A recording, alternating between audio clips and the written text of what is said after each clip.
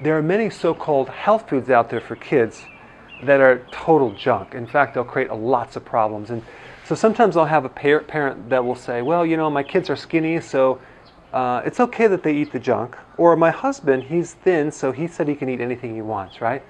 So I want to talk about all the other problems that occur in addition to being overweight when eating junk food. So let's actually do that in the whiteboard over here. Let's go inside. So let's talk about the absolute worst so-called health foods for kids, right? So number one, the biggest one would be juice. Parents think that juice is healthy for kids, fruit juice, right?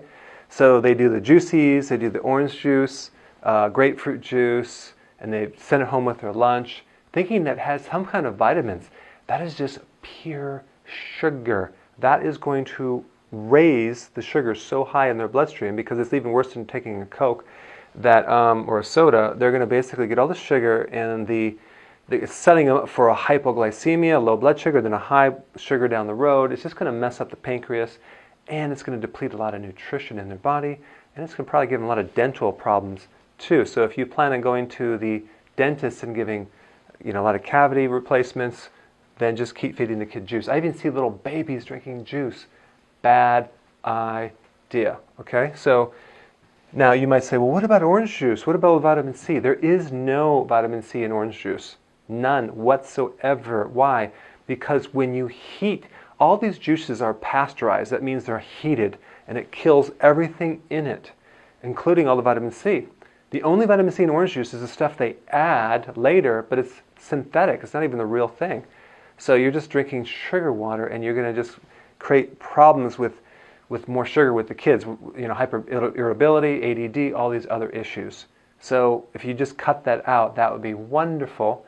And you can have them do other things. Like I like the carbonated water and the flavored stevia. They have flavored Coke, root beer, lemon, fruit berry. You can take 10 drops of liquid stevia, put it in some carbonated water, and they think they're drinking a soda. There's no sugar in it. It's great. I give it to my kids all the time. My big kids, they're like 21, 22, and 19.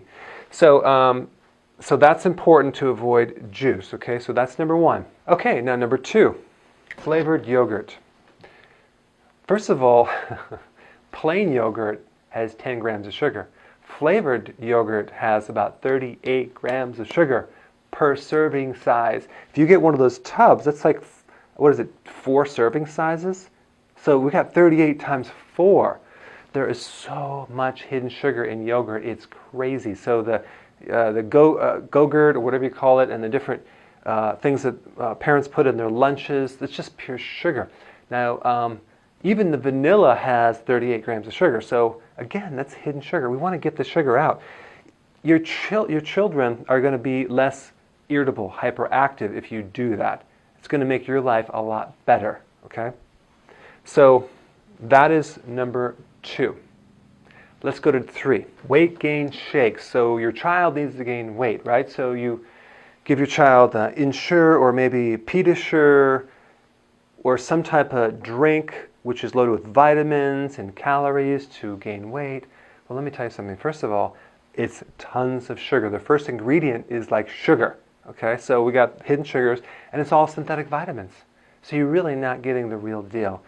If you want your child to gain weight, the best food to give your child is potatoes, red potatoes, yams, sweet potatoes, starches, instead of any refined sugars. Okay, so avoid the weight gain shakes because they're not going to actually gain weight in a healthy way.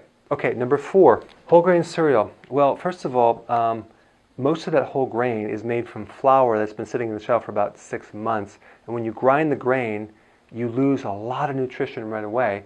And anything that is refined grain, like breads, pasta, cereal, crackers, biscuits, waffles, pancakes, those foods for children should only be consumed in very small amounts, not in large amounts like you see with the pasta dinners and all that. You're just basically creating a situation where the child is raising their insulin, and they're going to create obesity down the road, a lot of problems with sugar, and it's not the best food. So In place of that, you do proteins. Proteins are fine. A lot of vegetables that maybe they'd like.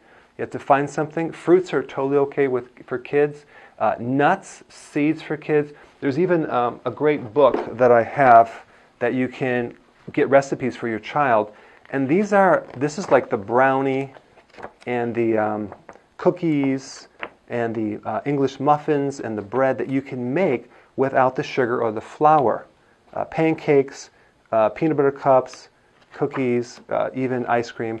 So this might be something that you want to get some ideas or recipes for your children so they're not like feeling deprived. Because I know when they go to their friend's house, they're probably eating all this junk, or at school, but you want to set the standard at least at home to start eating healthy and give them alternatives. My kids do not know the difference between the junk and this right here. This is healthy junk.